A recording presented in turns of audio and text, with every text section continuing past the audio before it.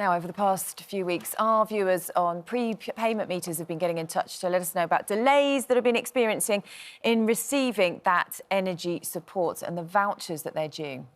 Now, when the Business Secretary was last on the show, we raised this issue and he vowed to write to the energy companies demanding answers. And he joins us now. Grant Shapps, thanks for joining us this morning. So when you wrote to the companies, you made it clear that only 41% of people had redeemed their vouchers. Where are we at to now? What's that percentage looking like now? So, yeah, that's right. The latest percentage is 70% have redeemed. 99% of vouchers have been sent out.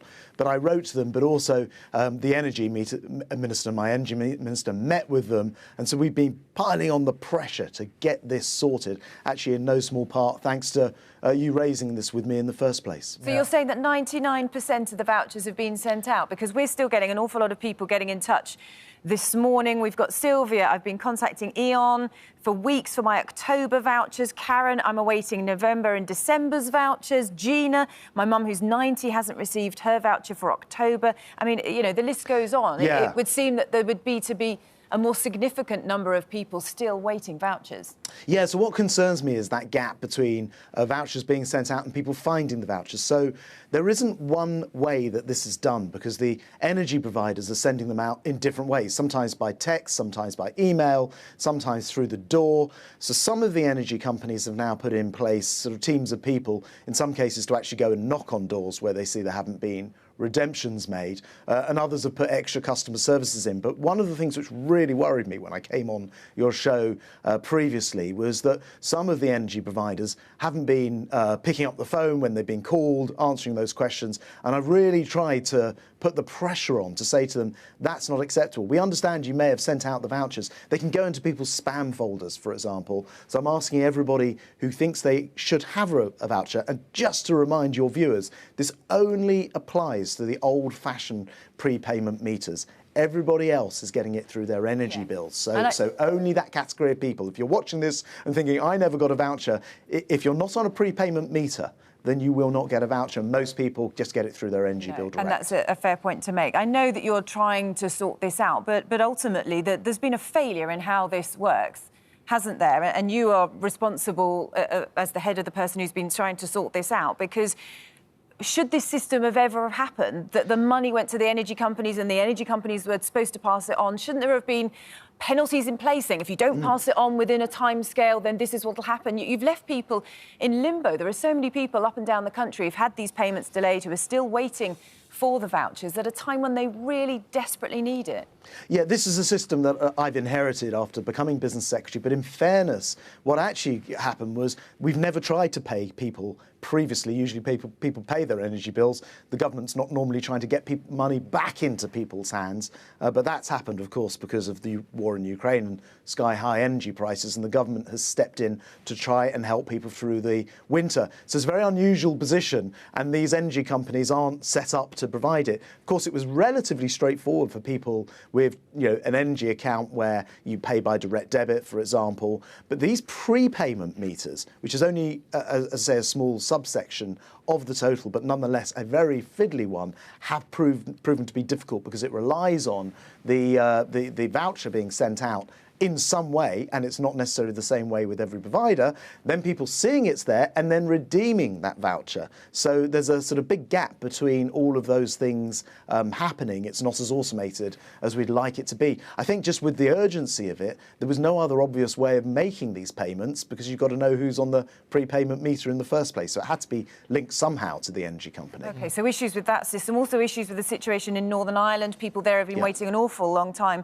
for any help there. We understand it will finally happen next month, but there's been a failure in the process there in sorting it out, hasn't there? And when will people actually get that help? Because although it's, you know, will come into fruition next month, does that mean they'll actually get the payment next month? Yeah, and my goodness, it's been so complicated in Northern Ireland. It's not set up the energy market the same as it is in the rest of Great Britain. And so it's been even more complicated to do the payments. The good news is everybody in Northern Ireland will get a £200 payment. That £200 payment only goes to certain people who are sort of off-grid in the rest of Great Britain. So there's actually a more generous scheme, which amounts to £600 in Northern Ireland, plus the cap on people's energy bills. People will get, therefore, more money. They'll also get that money before it's paid to everybody in the rest of Great Britain, even though they're not getting it, as people in Great Britain will be used to seeing on their energy bills, a £66 or £67 rebate on their energy bills. With the exemption of those people who've been receiving vouchers, everyone else will have been seeing that come through. But people in Northern Ireland will actually be paid the final amount, all £600, before people in Great Britain. So although they've been a bit more patient, they'll actually, in the end, receive all of the money before the rest of GB. OK, I mean, this is a terrible situation for so many people. And a lot of the people we've just been talking about over the last 4 minutes will also be nurses. They will be people who can't pay their bills. They will be people who are really worried about the next few weeks, next week, the week after that. A lot of them are already relying on food banks in their own hospitals. Why won't your government, our Prime Minister, at least sit down with the union and discuss pay? You just talked about, you yourself have just admitted how bad it is for people. And all they're asking for, just to sit down with us over a table and talk about pay. And I think a lot of people watching this show will expect you to do just that. Yeah, and we are doing that. And first of all... Well, you're not. We spoke to her this morning, and she's saying you're not sitting down and talking about pay. Steve Barclay spoke to them last week, but refused to talk about pay.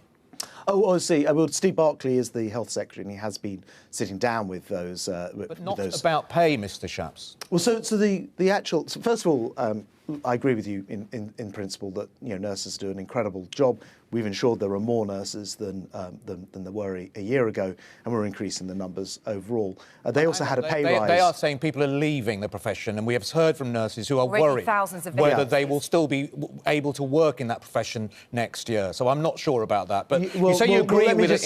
If you agree with it in principle, then why don't you? If you agree in principle that they are a valuable workforce, then why don't you agree that at least somebody from the government should sit down and talk to them about pay? Let me just answer the point, because first of all, they were the only group of public sector workers who received an increase last year. This was during COVID, when everyone else was getting pay freezes, and that's because we value nurses. And then secondly, there's an independent pay review body who make the recommendation that the government has entirely accepted. So we haven't tried to skimp on what the independent review body has recommended for nurses.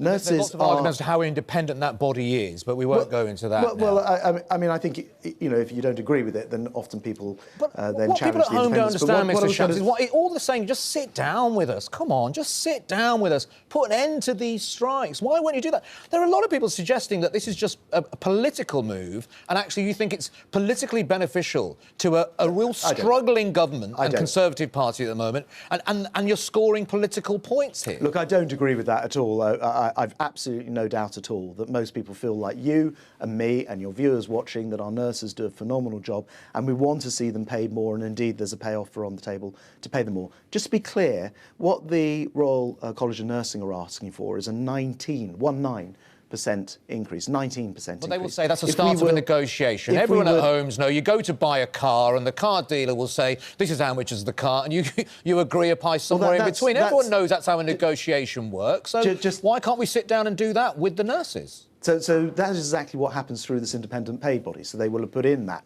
claim. The independent review body will have come out with their answer to it. The government has not quibbled with that. We've said we would pay it. Just to be clear, obviously we'd like to pay nurses. We'd like to pay a lot of our public workers harder. We are in a situation post-COVID and after the war, with this war going on, a very high inflation. What we don't want to do is end up embedding that inflation so that it carries on going up and up. However, as it did in previous decades. You are spending billions on agency nurses, aren't you? Because you're having to pay to fill in the gaps because nurses are leaving the profession. So actually you could use that money that's being spent on agency nurses and actually give the nurses a bit of a pay rise instead. Yeah, look, I stand to be corrected on this, but my understanding is actually the total number of nurses. I hear what you're saying about nurses leaving the profession. My understanding is the total number of nurses overall has risen in the last year fairly dramatically, and so we are getting more nurses into the NHS in total. And my simple point was this, actually: if we were to say pay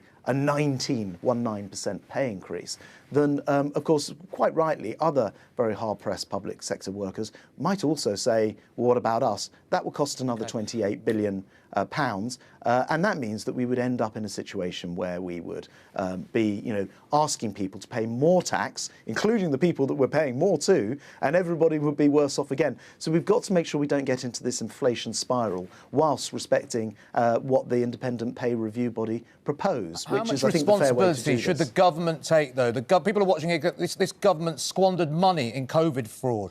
There are bogus PPE contracts. Your last Prime Minister tanked £30 billion on the economy, and that has been spoken about by lots of people, even in your own party. How much responsibility should the government take here for not having the money to pay for the nurses? Well, look, I think most people understand that during COVID we spent a vast fortune, over £400 billion, wrapping our arms around businesses, around households, just as we're doing with the energy scheme that I was just talking about a moment ago, where we're spending, I think, £55 billion this financial year on businesses and individuals to keep the energy prices lower than they would be, even though they are obviously much harder. Governments don't get everything right, and particularly during a COVID pandemic, which we hadn't had for 100 years. We didn't have a manual to follow for what to do. We did our best. We won't have got everything right, and as ever, we are doing our best to try to make sure we balance Putin's evil war, which has led to these problems, the problems left over from COVID, and doing our best in government to make sure that we deliver the services that everybody needs. OK. Business Secretary Grant Shapps, we appreciate you coming on. I know you You're came welcome. on to update us about the prepayment vouchers and that situation, but obviously lots going on today, so thank you for your time in covering that this morning.